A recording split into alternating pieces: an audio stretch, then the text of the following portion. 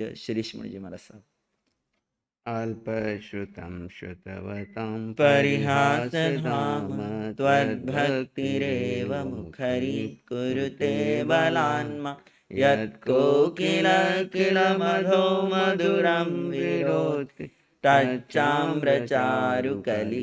निकरे कहेतु अल्पश्रुतं श्रुतवतां परिहासधाम त्वद्भक्तिरेव मुखरी कुरुते बलान् यत्कोकिल मधो मधुरं विरोति तच्चाम्रचारुकलिका निकरे कहेतु अल्पश्रुतं श्रुतवतां परिहासधाम त्वद्भक्तिरेव मुखरी कुरुते बलान् मां यत्कोकिल मधो मधुरं विरोति तच्चाम्रचारुकलिका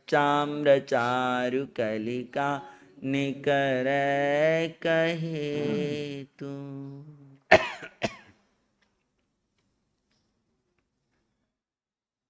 आराध्य अरिहंत प्रभु के चरणों में अनंत अनंत आस्था के साथ वंदन। शासनपति भगवान महावीर स्वामी के चरणों में अनंत अनंत आस्था के साथ वंदन। जिन शासन देव जिन शासन माता को नमन। आत्मज्ञानी सद्गुरुदेव युग प्रदान आचार्य भगवान के चरणों में अनंत अनंत आस्था के साथ वंदन। आत्मप्रिय मुनिवृंद, आत्मार्थी साधक साधिकाओं, हम सभी वृहद आलोचना के पर आध्यात्मिक चिंतन कर रहे हैं। आलोचना का अर्थ है आत्मा की साक्षी में लोचन यानी देखना। भूतकाल में जो भी घटनाएं घट गई, जो क्षण में बेहोशी में था, प्रमाद में था, मिथ्यात्व में था, भ्रम में था, उस समय जो भी क्रियाएं किसने की? क्रियाओं का कर्ता कौन? इस देह के माध्यम से जो भी क्रियाएं हुई, मन से हुई, वचन से हुई, काया से हुई, उन क्रियाओं का कर्ता तो ये देह था। पर मैंने भ्रम में ये मान लिया कि सब मैंने किया, और आज मैं होश में देख रहा हूं कि उन सब का कर्ता मैं नहीं था, ये देह थी। उदय कर्म के अधीन परिस्थितियों बस इस देह ने वो कर्म वो क्रियाएं की। उस बेहोशी में जो मैंने किया ऐसा माना, उसकी मैं आज आलोचना करता हूं, प्रतिक्रमण करता हूं, क्योंकि उन सब क्रियाओं का कर्ता मैं नहीं था। यानी मैं कौन? मैं कौन? मैं जीव। मैं जीव आत्मा जो हूं, मैंने वो सब क्रियाएं नहीं की, क्योंकि मैं करता हूं नहीं। मेरा स्वभाव करता नहीं है। मेरा स्वभाव ज्ञाता दृष्टा है। मैं जीव अपने स्वभाव में रह करके आज अवलोकन कर रहा हूं दृष्टा भाव से कि वो सब इस जड़ ने की, जड़ के लिए की, जड़ से की और जड़ के संबंधों के लिए की, जड़ की व्यवस्थाओं के लिए की, और उसका कर्म मैं जीव क्यों भोगूं, मैं अपने साथ लेकर क्यों जाऊं। एक दो कुर्सियां और लगा दो। मैं जीव क्यों साथ लेकर के जाऊं अपने उन कर्मों को, और मैं क्यों नवीन कर्म बांधूं। इस कर्मों से मुक्त होने के लिए सरल तरीका है आलोचना। आलोचना में हमने होश पूर्वक प्रतिक्रमण किया, देखा और स्वीकार किया कि इसका कर्ता मैं नहीं हूं, यानी जीव नहीं हूं। इसका कर्ता ये जड़ देह है, जिसने भूतकाल में ये सारे कर्म विभाव दशा में, बेहोशी में, प्रमाद में, कषाय के वशीभूत किए। मैं जीव तो मात्र ज्ञाता दृष्टा था, हूं और रहूंगा। कल हमने अहिंसा और सत्य के बारे में देखा। अहिंसा और सत्य के बारे में देखा। अब मैं अपने आज का तीसरा सब्जेक्ट है अदत्तादान। अदत्तादान का मतलब क्या है? बिना दिए। अदत्ता का मतलब है जिस पे आपका अधिकार नहीं है, उस पर आपने अधिकार जमा दिया, या मुझे दे दो या मेरा है, और नहीं दिया तो छीन झपट के ले लिया। और छीन झपट के नहीं भी लिया लेकिन वो आपका नहीं है, उसके ऊपर आपने अधिकार जमा रखा है। निश्चय में आप कौन हो? जीव हो। जीव का जीव के अलावा किसी पर अधिकार है क्या? जीव का जीव के अलावा किसी पुद्गल पर अधिकार है क्या? ये पुद्गल से देह जो बनी है उस पर भी इसका अधिकार नहीं है। किसी एक पुद्गल पर भी इस जीव का अधिकार नहीं है। प्रत्येक द्रव्य यहां स्वतंत्र है। निश्चय नय से जब हम देखते हैं तो जीव अपने आप में स्वतंत्र है, पुद्गल अपने आप में स्वतंत्र है। धर्म अधर्म आकाश काल पुद्गल सभी द्रव्य अपने आप में स्वतंत्र हैं, एक दूसरे के साथ रहते हैं, पर एक दूसरे में कोई मिक्स नहीं होता, एक दूसरे पर किसी का अधिकार नहीं है, सब अपने अपने में स्वतंत्र है। पुद्गल कभी भी जीव में नहीं घुसता। जीव को भ्रम हो गया कि ये पुद्गल मेरा है, और उसके अधिकार के लिए वो कितना आत्मोद्यान करता। देख लो व्यवहार में आज जितने भी युद्ध हो रहे हैं दुनिया में, किसके लिए हो रहे हैं? अधिकारों की लड़ाई, पुद्गलों की लड़ाई। जीव का जीव से कोई वास्ता नहीं। हर जीव अपने कर्म सिद्धांत के अनुसार, उदय कर्म के अनुसार विचरण कर रहा है, यात्रा कर रहा है। लेकिन विभाव दशा में जाकर पुद्गलों को अपना मानकर, पुद्गलों को लेकर के आत्मरोध ध्यान करना और उस पर अधिकार जमाना, या अन्य जीव पर अधिकार जमाना।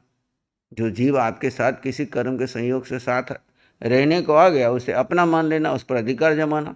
वो आपके अनुसार नहीं चले तो उसको लेकर के आत्मरोध ध्यान करना, कषाय करना, विभाव में जाना। यही कर रहे हैं 24 घंटे में। क्या कर रहे हैं? जो जीव हमारे साथ किसी कर्म के अधीन रहने के लिए आएगा, चाहे कोई सेवक बन के आया, चाहे बेटा बन के आया, चाहे पत्नी बन के आया, चाहे गुरु बन करके आया, कोई शिष्य बन के आया, किसी कर्म के संयोग से हम सभी इकट्ठे हो गए एक डब्बे में, एक यात्री के रूप में। लेकिन सब जीव स्वतंत्र हैं। हर जीव अपनी यात्रा कर रहा है, किसी का किसी पे अधिकार नहीं है। संयोग है, प्रेम से एक साथ में एक दूसरे का सहयोग लेना चाहो तो ले लो, नहीं लेना हो तो सब अपनी अपनी यात्रा पूरी करके आगे चले जाएंगे। प्रेम से सहयोग लेते हैं, आत्मोद्यान नहीं करते हैं, तब तो हम अपनी कर्म फाइल को चुका रहे हैं, और उसकी जगह पे हम आत्मोद्यान करते हैं, दुखी होते हैं, अधिकार जमाते हैं और विभाव में जाते हैं, तो कर्म का बंधन करते हैं। तो तीसरा व्रत किसके लिए है? किसी पर निश्चय में किसी पर तुम्हारा अधिकार नहीं है, नहीं था, नहीं है, नहीं होगा। तुम जीव अकेले थे, अकेले हो और अकेले ही रहो। अनादिकाल से तुम अकेले यात्रा कर रहे हो, आगे भी यात्रा करते करते सिद्ध शिला तक तुम अकेले ही जाओगे। तुम्हारा यहाँ पे कोई संगी साथी नहीं है। तुम्हारा यानी किसका? जीव का। जितने यहाँ पे संगी साथी बने हैं आपको, इस देह के बने। किसके बने?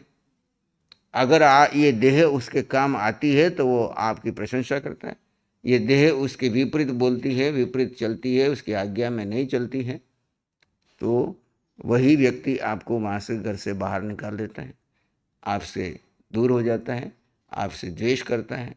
और वही व्यक्ति जब आप उसके हाँ जी करते हो, अनुकूल कर देते हो, उसकी हाँ में हाँ मिलाते हो, तो वही व्यक्ति आपको क्या करता है?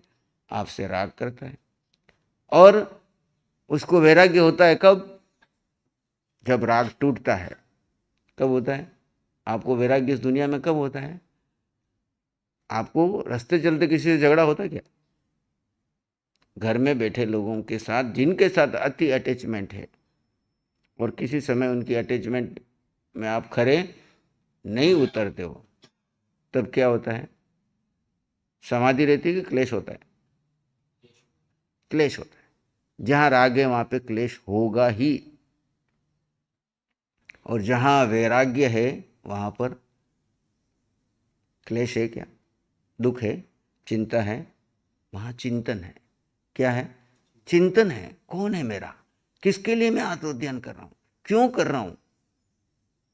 इस जीव का कौन है? कोई नहीं, अकेला, अनादिकाल से अकेला, वर्तमान में अकेला, भविष्य में अकेला। किसके लिए मैं समय खो रहा हूं? किसको मैं समय दे रहा हूं? क्यों अपना समय विवाह में जाकर के कर्म बंधन में लगा रहा हूं? और ये कर्म जो मैं बांध रहा हूं विवाह में जाकर के, क्या इसके क्षय करने में कोई साथी बनेगा? वाल्मीकि ऋषि कैसे बने? नारद जी के उपदेश से इसीलिए बने कि भाई जो भी तू कर्म कर रहा है, अगर तेरा परिवार का कोई सदस्य ये कह दे कि तेरे उदय कर्म के समय में हम तेरा साथ देंगे, तो तेरे को मैं छोड़ दूंगा या तू मुझे पकड़ ले। और अगर तेरे को कोई साथ नहीं दे तो फिर आना, आगे की बात करेंगे। अरे तब तक तुम भाग जाओगे तो कोई बात नहीं, मुझे बांध दे भाई, मेरे हाथ पैर को रस्सी से पेड़ पे बांध दे, तू जब तक नहीं आएगा मैं यहां से जाने वाला नहीं। और जब जाकर के उसने घर वालों को सबको पूछा कि भाई मैं आपके पेट पालने के लिए ऐसे ऐसे उल्टे सीधे कर्म करके पैसा लाता हूँ, धन लाता हूँ, चोरियाँ करता हूँ, ये करता हूँ, वो करता हूँ, तो क्या इसका कर्म फल आएगा तब तुम सब मुझे साथ दोगे क्या? आपका हस्बैंड आपके पूछे तो आप दोगे? क्या बोलोगे? भाई हम तो चाहते हैं कि आप विवेक से, न्याय से, नीति से कमा के लाओ, अवै उल्टा पुल्टा काम मत करो। उल्टा काम करोगे तुम्हारी जिम्मेदारी, हम कोई साथ देने वाले नहीं है। सरकार पकड़ के ले जाएगी, तुमको पकड़ के ले जाएगी। हम बाहर से आपको खाली रोटी पानी ला के दे सकते हैं, इज्जत खराब होगी तो तुम्हारी होगी, हम इसमें कुछ नहीं कर सकते। ऐसे उन्होंने भी, सबने यही जवाब दिया, भाई हम कोई तुम्हारा साथ देने वाले नहीं है। तब उनको वैराग्य हो गया। क्या हो गया? वैराग्य हो गया। हो, जिनके लिए मैं कर रहा हूं वो सब मेरा साथ नहीं देंगे और मैं अकेला इतने कर्म क्यों ढेर इकट्ठा कर रहा हूं, किसके लिए कर रहा हूं? उसी समय वैराग्य आ गया और नारद जी से प्रेरणा पा करके ऋषि बन गए और आज घर घर में वैराग्य की प्रेरणा दे रहे हैं। बेशाम वो वाल्मीकि ऋषि तो चले गए, पर उनकी लिखी हुई रामायण आज भी घर घर में पारायण हो रही है। ऋषि निमित्त बने और ऐसा वैराग्य आया कि सबको वैराग्य के लिए ग्रंथ लिख गए कि जो भी पढ़ेगा उसको वैराग्य पैदा हो। और ऐसे चरित्र उन्होंने हाथ में लिए जिसके माध्यम से आप संसार में भी मर्यादा में रहो, विवेक से रहो, न्याय नीति से रहो, अन्याय न करो, और जब यहाँ से जाओ तो भगवान बन करके जाओ। क्या बन के जाओ? भगवान बन के जाते हैं तो उसकी आज तक नवरात्रि में पूजा हो रही है, और हैवान बन के गए उनकी आज तक क्या कर रहे हैं? उनके ऊपर थूक रहे हैं, उनको जला रहे हैं। उस व्यक्ति को नहीं जला रहे हैं, उस वृत्ति को जलाने के लिए कह रहे हैं। व्यक्ति तो निमित्त था, राम भी निमित्त है, रावण भी निमित्त है। किसका विरोध कर रहे हैं, किसकी पूजा कर रहे हैं? जो इस देह में आकर के मर्यादा में जी करके भगवान बन गए उनकी तो पूजा हो रही है। जिन्होंने इस देह में आकर के भगवान के बनने की क्षमता होते हुए भी हैवानी की, उनकी उस वृत्ति को जला रहे। क्या जला रहे? व्यक्ति को नहीं जला रहे, उस वृत्ति को। अगर हमारे अंदर में भी वो वृत्ति कहीं जाग रही है तो इन दिनों में देख करके उस वृत्ति को क्या कर दो? जला दो। शक्ति तुम्हारे पास है, इस शक्ति का उपयोग तुम अपनी वृत्तियों के निरोध में करते हो या अपनी दुष्प्रवृत्तियों में करते हो। जिन्होंने अपनी वृत्तियों का निरोध कर दिया वो योगी बन गए, जिन्होंने वृत्तियों के पीछे लग गए वो मिथ्यात्व में पढ़ करके 4 गति 84 लाख जीवनी में घूम रहे हैं और पता नहीं कब तक घूमेंगे। योग क्या है? वृत्तियों का निरोध। नवरात्रि क्या है? ओम ह्रीम श्रीम करने के लिए नहीं है। नवरात्रि है तुम्हारे अंदर में जो आत्मा में अनंत शक्ति है उसको जागृत करो। हर एक जीव में अनंत शक्ति है, देवी तो मात्र निमित्त है। एक फोटो आपके सामने रखी तो वो फोटो थोड़ी आपको कुछ दे रही है। आपके भीतर में देवी शक्ति भी है, आपके भीतर में आसुरी शक्ति भी है। तुम विवाह में हो तो आसुरी शक्ति में हो, तुम स्वभाव में हो तो देवी शक्ति में हो।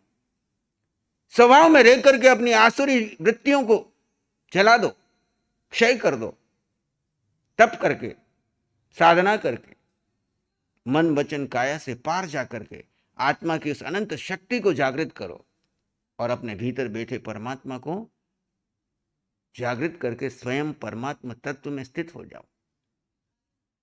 तो तुम्हारे भीतर से राम भी है, तुम्हारे भीतर में रावण भी है, तुम्हारे भीतर में अंबा भी है, तुम्हारे भीतर में काली भी है। तुम अपनी शक्ति का उपयोग सम्यक दृष्टि होगे तो कैसे करोगे, मिथ्या दृष्टि होंगे तो कैसे करोगे।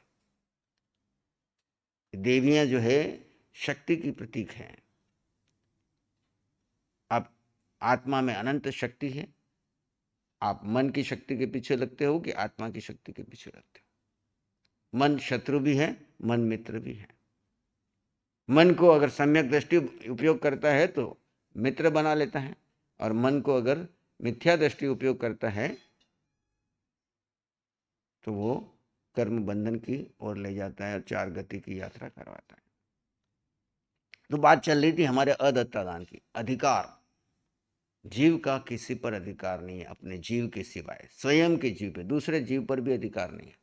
हर जीव स्वतंत्र है, यात्री है, और हर पुद्गल स्वतंत्र है, अपने अपने स्वभाव से परिणमन कर रहा है। वो आपकी आज्ञा में नहीं चलता पुद्गल। बोलो, आपकी देह में जो परिवर्तन हो रहा है वो आपके आदेश से हो रहा है, आपकी इच्छा से हो रहा है, आपके मन के अनुसार हो रहा है। बोलो, माँ के गर्भ में आए तब से लेकर के आज तक जितना पुद्गल परावर्तन इस शरीर में हुआ, चाहे आपने बाहर से पुद्गल डाले, चाहे भीतर में माँ के गर्भ से मिले वो पुद्गल, या आपके कार्मण पुद्गल, तीन ही पुद्गल है।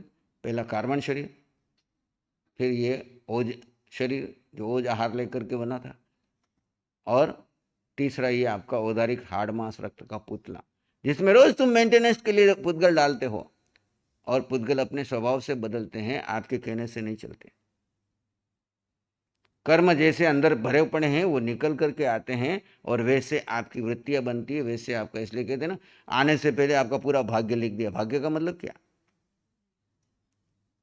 कोई वहां पे विधाता बैठे हुए लिख रहे, हमारे लिए बेले बैठे, इतना अनंत जीवों के एक एक लिखते रहेंगे विधाता। ये तो समझाने के लिए प्रतीकात्मक रूप में बताया कि तुम्हारा भाग्य विधाता लिखा हुआ वहां पे। विधाता कौन? हम ही हमारे विधाता हैं।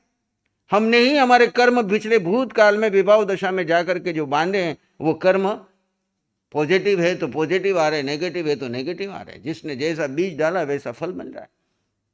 वो आने से पहले हम कार्बन शरीर साथ लेकर के आए थे पुराना, उसी के आधार पे हमको ये यहाँ का देह मिला, यहाँ के माता पिता मिले, यहाँ का परिवार मिला, और ये जीव के एक चार्जिंग कार्बन शरीर के साथ आया है। चार्ज पहले कर दिया उसने, अब डिस्चार्ज करने के लिए मनुष्य जन्म लिया। किसके लिए लिया?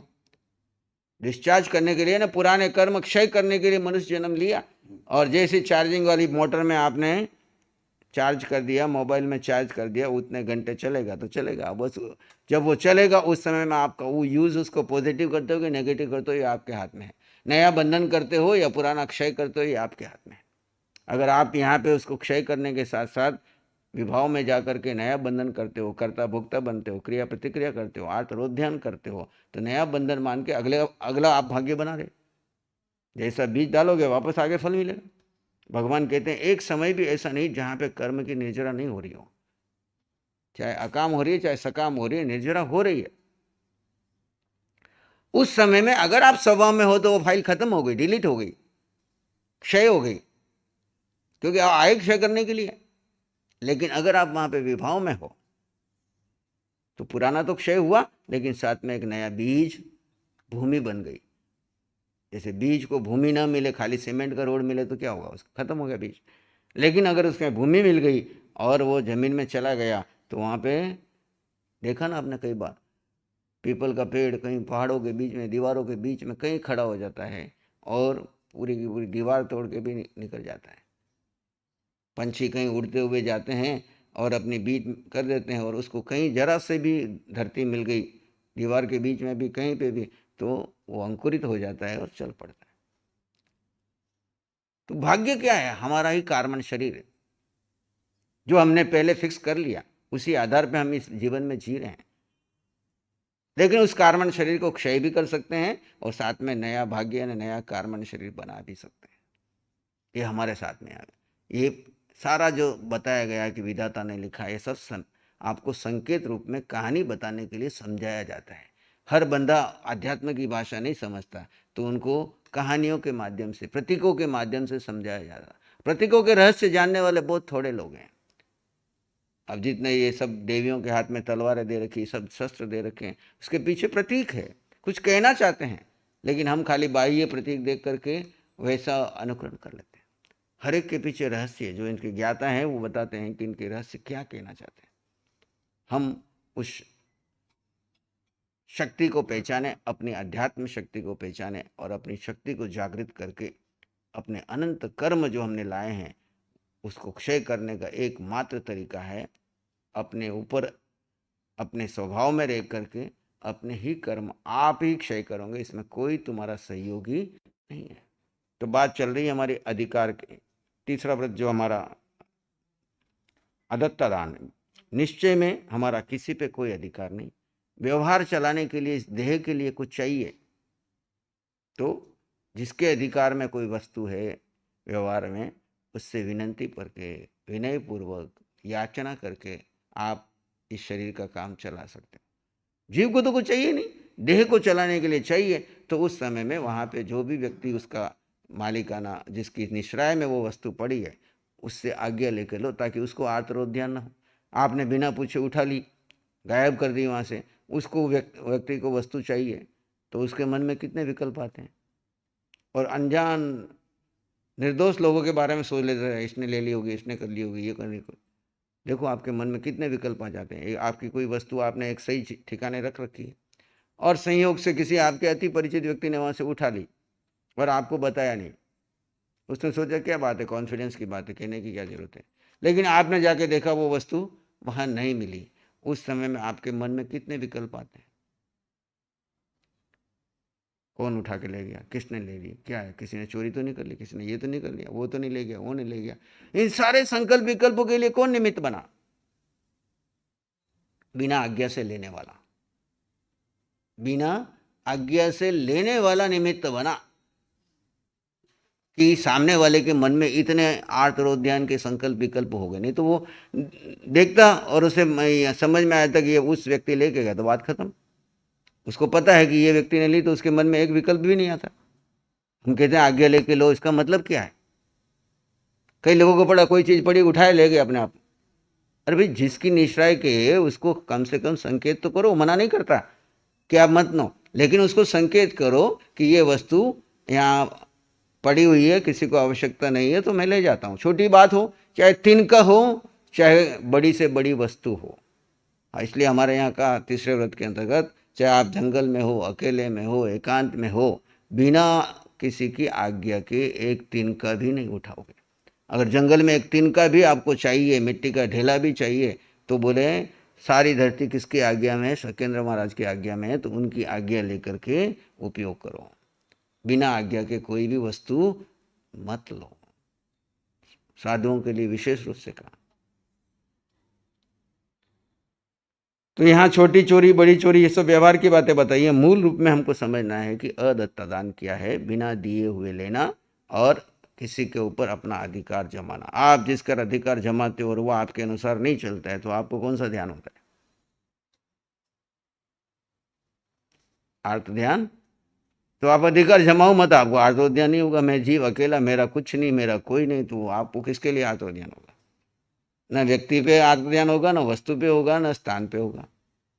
स्थान भी मैंने याचना करके थोड़ी देर के लिए बैठने के लिए लिया, इसलिए साधु को कहा तुम्हारी कोई वस्तु नहीं, कोई मालकियत नहीं। जहाँ तक कि देह भी तुम्हारी नहीं है, देह के लिए भी ममत्व त्याग करने के लिए कहा। पांचवें व्रत में कहा ना, शरीर ऊपरी ममता मूर्छा भावाना। ये शरीर भी पर है, पराया है, खाली रहने के लिए पड़ाव मिला है, रहने के लिए एक पड़ाव मिला है। तो यहाँ पे बताया कि बिना दी हुई वस्तु चोरी करके लेना या बड़ी चोरी के लोग विरुद्ध अल्प चोरी, घर संबंधी अनेक प्रकार के कर्तव्यों में उपयोग सहित या बिना उपयोग से अदत्ता दान, मन वचन काया से चोरी की, करई, अनुमोदी अथवा धर्म संबंधी ज्ञान, दर्शन, चारित्र और तप की भी श्री भगवंत गुरुदेव की आज्ञा किए, ऐसा उसके आज्ञा बिना आज्ञा किए उसका मुझे धिक्कार धिक्कार धिक्कार। देखो बताया, कोई भी तप करना हो, कोई साधना करना हो, कोई आराधना करनी हो, तो गुरु से आज्ञा लो। क्यों बताया?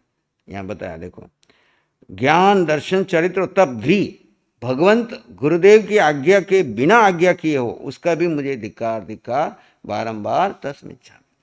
बार बार बताते हैं कि कुछ भी करना हो, साधु साध्वी श्रावक श्राविका गुरु से आज्ञा लो। गुरु आज्ञा लेने के पीछे भाव यही है कि आप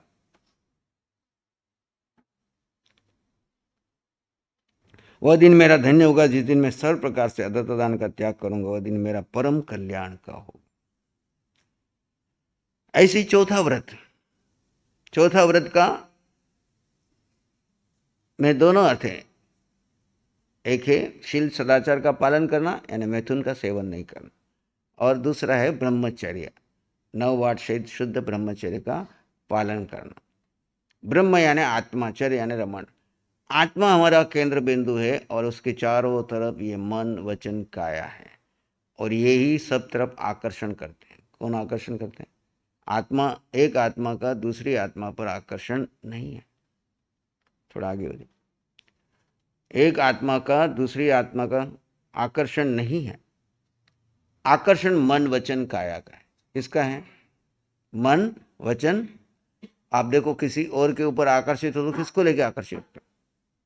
उसके शरीर के रंग रूप को, उसके हाव भाव को देख करके, उसके वाणी से, उसके शब्दों से, या मन ही मन में उसके बारे में सोचने लग जाते हो, और मन ही मन में संकल्प विकल्प क्रिया प्रतिक्रिया कुछ न कुछ करते हो, और उन सब संकल्प विकल्पों में जाकर के मन उधेड़बुन करता है, विभाव में जाता है, और आत्मा अपनी शक्ति अगर उसको दे देती है, किसको? मन को, विचारों को, काया को, जो आप आकर्षण में गए उसको अगर अपना पावर दे देती है, तो आप शील को तोड़ करके कुशील में चले जाते हो, और वहाँ आप सजग रहते हो कि ये मन वचन काया पर है, पराय है, इसके वशीभूत नहीं होऊंगा। ये इस काया की एक उम्र का प्रभाव है। मान लीजिए आपका जवानी की उम्र है, आपको पता है कि इतने साल से इतने साल के बीच में शरीर में परिवर्तन आते हैं, और ये शरीर के आकर्षण दूसरे शरीर पे हो रहे हैं, लेकिन मैं जीव इसके पीछे नहीं लगूंगा। मैं अपना पावर ना मन को दूंगा, ना बुद्धि को दूंगा, ना इंद्रियों को दूंगा, ना इसको दूंगा। मैं इसको देखूंगा क्या करता है। तो क्या काया का पावर है? और मन वचन काया से पार आत्मा में इतने सुख का अनुभव करते हैं, ध्यान में, कौशल में, हर स्थिति में आनंद में रहते हो।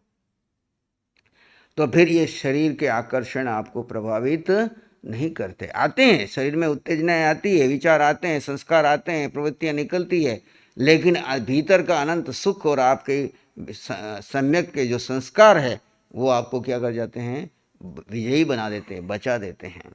और इसीलिए कहा ऐसे साधकों को 9 वार्ड में रखा। किस में रखा? 9 वार्ड। इसीलिए 9 वार्ड का मतलब क्या है? बाड़ाबंदी कर दी। एक किले के अंदर जाना है तो उसके 9 दरवाजे क्रॉस करोगे तब 10वें दरवाजे में जाके राजा मिलेगा, लेकिन रास्ता खुला है तो कोई भी सीधा चला जाएगा। इसलिए साधु के लिए 9 वार्ड बनाइए। आत्मा तक पहुंचने के बीच में ये 9 वार्ड को क्रॉस नहीं करो। ये 9 वार्ड में आपकी सुरक्षा है। इसको खाली ऐसी परंपरा नहीं है, इसमें जीव की सुरक्षा है। तो इन 9 वार्डों का पालन करते हुए जीव अपने स्वभाव में रहे। काया कैसे आकर्षित होती है, कहाँ बैठना, क्या खाना, क्या नहीं खाना, किसी के अंगोपांग को नहीं देखना, क्यों नहीं देखना, सारे के पीछे एक साइंस है, विज्ञान है। और इन सब से बच जाओगे तो आत्मा सुरक्षित है। और अगर आप इन सब में फंसे रहे और फिर आत्मा की खाली चर्चा करते रहे, बातें रहते रहे, तो फिर वहाँ पे मन आपको फंसा देगा और उलझा देगा, और बाद में पश्चाताप के आंसू के सिवाय कुछ। इसीलिए भगवान महावीर ने चाहे श्रावक हो चाहे साधु हो, जो शील का पालन करना चाहता है उसके लिए सारी विधि नियम बताए हैं। उन नियमों में रहते हुए आत्मा की साधना करोगे तो ये थोड़ा सा जो काल है वो निकल जाएगा। थोड़ा सा जो काल है पर की और आकर्षण का, शरीर की उम्र के आधार का आकर्षण का, वो निकल जाएगा। उसके बाद 24 घंटे आनंद में रहोगे। पहले भी आनंद में थे, अभी भी आनंद में हो, आगे भी आनंद में रहोगे। जो साधु साध्वी नियमों में पालन करते, गुरु आज्ञा में, गुरुकुल में रहते हैं, उनकी उम्र ऐसे सहज में निकल जाती है, क्योंकि दिन भर स्वाध्याय में, ध्यान में, साधना में रत रहते हैं। आभा मंडल में ऐसे रहते हैं कि जहाँ पर चर्चा और पर चिंतन का विषय ही नहीं है, पर आकर्षण का विषय नहीं है। अगर कोई आकर्षण आ रहा है तो वो तुरंत गुरु के सामने जाके आलोचना करता है, प्रतिक्रमण करता है, प्रायश्चित करता है। तो मन फिर जाता नहीं, गुरु के सामने प्रकट करना, नग्न होना पड़ेगा। आलोचना का मतलब क्या? अपने आप को नग्न करना गुरु के समक्ष। पहले अपने जीव के समक्ष नग्न करो मन वचन काया को, और उसके बाद प्रकट रूप में गुरु के पास जाकर के, और उतने से भी नहीं हुआ तो जाहिर सभा के बीच में खड़े रह करके उसको स्वीकार करो। कितनी साइंटिफिक चीज बताइए। पहले अपने मन के सामने नग्न हो कि मन तेरे अंदर क्या क्या वासनाएं चल रही, क्या क्या विचार चल रहे, क्या क्या विकार चल रहे हैं, कैसे कैसे तू भाव कर रहा है। बुद्धि, फिर काया, और फिर उधर से सम्यक के संस्कारों के उनका जंग चलती है। फिर भगवान के समक्ष भगवान कहते हैं ऐसा कुछ हुआ तो पहले आत्मा की साक्षी से आलोचना कर लो, उसके बाद गुरु के समक्ष एकांत में जाके आलोचना करो, और फिर इतना से नहीं हुआ तो गुरु के समक्ष खड़े होकर के निंदामी गरियामी। निंदामी का मतलब क्या है? आत्मा की साक्षी में निंदा करो। गरियामी, गुरु के साक्षी में गरा करो। निंदामी और अपमानम भोसिरामी, फिर उस अपनी आत्मा से उस पाप को भोसिरा दो, अलग कर दो। उस विभाव वाली आत्मा से अब मेरा कुछ वास्ता नहीं है, अब मैं पुनः सम्यक्त वाली आत्मा में आ गया। तो इस प्रकार हम ब्रह्मचर्य में 9 वाट सहित ब्रह्मचर्य नहीं पाला हो, मैथुन सेवन करने के लिए मन वचन काया के योग प्रवर्ताया। ये तीनों योग को अगर आप उधर ले जाओगे तो ये वो योग प्रवर्ता जाएंगे। 9 वाट सहित ब्रह्मचर्य नहीं पाला हो, 9 वाट के अशुद्ध बन से प्रवृत्ति की, मैंने मैथुन सेवन किया, दूसरों से सेवन कराया, सेवन करने वालों को अच्छा समझा, उसका मन वचन काया से मुझे धिक्कार धिक्कार बारंबार तस मिथ्या। खुद तो भोग रहे हैं, दूसरों को भी प्रेरणा देते हैं, उनको अच्छा समझते हैं, उनके साथ लगे रहते हैं। वैसा नहीं करना, ये हमारे को विवाहों की प्रवृत्ति संसार बढ़ाने का कारण बनती है। इसलिए चाहे साधु हो चाहे श्रावक हो, चारों जो तीर्थ में आ गया है उसको इन सब वृत्तियों से बचना है। ऐसे ही परिग्रह में, परिग्रह में क्या है मेन बात? परिग्रह में मैंने पहले ही बताया 25 प्रकार का परिग्रह है, 14 प्रकार का आभ्यंतर, 24 प्रकार का परिग्रह, 14 प्रकार का आभ्यंतर और 10 प्रकार का बाह्य परिग्रह। इन बाह्य और आभ्यंतर दोनों परिग्रह में मूल क्या है? आसक्ति, ममत्व, उस पर अधिकार जमाना, उसे अपना मानना, मेरेपन का भाव करना, ममता मूर्छा आसक्ति। लिए कहा तत्वार्थ सूत्र में मुच्छा परिग्रह हो, मूर्छा ही परिग्रह है, आसक्ति ही परिग्रह है, मेरेपन का भाव ही परिग्रह है। आप ये पूरी सोसाइटी के आप ट्रस्टी हो, अध्यक्ष हो, मंत्री हो, तो क्या सोसाइटी के मालिक बन गए? आपको पता है कि खाली मेरे को मेंटेन करने के लिए जिम्मेदारी मिली है, लेकिन ये सोसाइटी मेरी नहीं है, मैं खाली इसकी जिम्मेदारी ही मिली है कुछ साल के लिए, 1 साल 2 साल 3 साल के लिए रिस्पॉन्सिबिलिटी मेंटेन कर रहा हूँ। ऐसे परिवार की मुझे रिस्पॉन्सिबिलिटी मिली है, मैं रिस्पॉन्सिबिलिटी से परिवार को मेंटेन कर रहा हूँ, लेकिन इस पर मेरापन का कहीं भाव नहीं है, मुझे किसी पर अधिकार नहीं है, ममत्व नहीं है। तो भले आपको देश का प्रधानमंत्री बना दिया जाए तब भी आपको कुछ नहीं होगा, और अगर कुछ भी नहीं है, खाली कंगाल बैठे हो, लेकिन कल्पनाओं में सब कुछ अपना मान करके बैठे हुए और उसको लेकर के आर्तरोध ध्यान कर रहे हो, तो कर्म का बंधन चल। तो यहाँ का परिग्रह सोना चांदी आदि अनेक प्रकार के ममता मूर्छा की वो क्षेत्र पर, और 9 प्रकार के बाह्य परिग्रह और 14 प्रकार के आभ्यंतर परिग्रह, क्रोध आदि परिग्रह रखवाया, अनुमोदा, रात्रि भोजन, अभक्ष्य आहार आदि संबंधी ये पाप दोष जानते अजानते सेव्या हो तो वो मुझे धिक्कार धिक्कार बारंबार मिच्छामि दुक्कडम। वह दिन मेरा धन्य होगा जिस दिन मैं सब प्रकार के परिग्रह का त्याग करूंगा, संसार के प्रपंच से निवृत्त होऊंगा, और वह दिन मेरा परम कल्याण रूप होगा। अब ये 5 पाप होने के बाद छठा है क्रोध। क्रोध करके अपनी आत्मा को तब पर आत्मा को दुखी किया। क्रोध में हम आप खुद ही दुखी नहीं होते, आप क्या करते हैं? क्रोध क्या? एक अग्नि है, एक ज्वाला है, एक शक्ति है। बेहोशी में किया हुआ क्रोध कर्म बंधन का कारण है। होश पूर्वक आपके हाथ में किसी ने एक तलवार पकड़ाई है और सुरक्षा के लिए आप युद्ध करते हो, तो आपको लास्ट में क्या देते हैं? मेडल देते हैं, देते ना। एक बंदूक सेना के उस खड़े हुए व्यक्ति के हाथ, मेजर के हाथ में दे रखी है, और उस बंदूक के सहारे भले वो किसको मारे ना मारे, खाली दिखा के भी काम करता है, और सक्सेस होता है तो उसको क्या मिलता है? और एक चोर के हाथ में बंदूक दी है,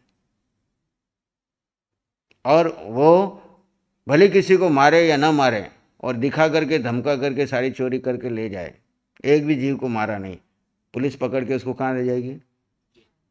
क्यों? उसके भाव खराब है। क्या खराब है? वो विभाव में जाकर के उस बंदूक से लोगों को धमका करके वो सुरक्षा कर रहा है देश की। क्या कर रहा है? शत्रु से बचा रहा है, और ये खुद शत्रु बन करके लोगों को लूट रहा है। लोगों को ऐसे, ये क्रोध जो है ये हमारे पास एक प्राकृतिक शक्ति है। क्या है? क्रोध इस शरीर को प्राकृतिक शक्ति मिली है। बेहोशी में किया हुआ क्रोध, बेहोशी में क्रिया हुआ क्रोध उस तलवार की तरह है जो अपने ही नुकसान करती है। होश पूर्वक किया हुआ क्रोध जैसे एक मां एक बेटे को आंख दिखाती है। क्या करती है? उसको पता है अगर इस समय इसको आंख नहीं दिखाई, इसको डिसिप्लिन में नहीं लाया तो ये जिंदगी खराब बिगड़ जाएगी इसकी। तो समय समय पर उसको क्या करती है? आंख से डराती भी है, मुंह से डांटती भी है, जरूरत पड़ी तो डंडा भी लगाती है। लेकिन हर समय उसके भाव क्या है? कुछ क्षणों के बाद उस बच्चे को वापस पुचकारती है, बच्चे तुम इस तरह से मत करो कि मुझे गुस्सा होना पड़े। हमेशा गुस्से में नहीं रहती वो। उस क्षण के लिए उसको पता है कि अगर ये नहीं किया और ये हाथ इसने अग्नि में डाल दिया तो क्या करेगा? जला बैठेगा, और बाद में मेरे को इसकी सेवा करनी पड़ेगी। अभी मैंने इसको ध्यान नहीं दिया तो सारी ज़िंदगी बिगड़ जाएगा और सारी ज़िंदगी मुझे ही भोगना पड़ेगा। और बाद में यही बच्चा कहेगा कि माँ तेने मेरे को समय पे क्यों नहीं जगाया, मैं तो अबोध था उस समय। वो कहानी सुनते ना आप, माँ का कान खा गया जाके, बचपन में पढ़ी ना स्कूल में। बच्चा पेंसिल चुरा करके लाया तब माँ ने कुछ नहीं बोला, पेन चुरा के लाया तब कुछ नहीं बोला, पुस्तक चुरा के लाया कुछ नहीं बोला, ले ले के अंदर रखती रही, कुछ बोला नहीं। और एक समय वो बुरा चोर बन गया, और यहाँ तक कि उसको फांसी की सज़ा मिल रही है। उसको पूछा गया कि क्या तेरी अंतिम इच्छा? बोले मैं एक बार माँ से मिलना चाहता हूँ।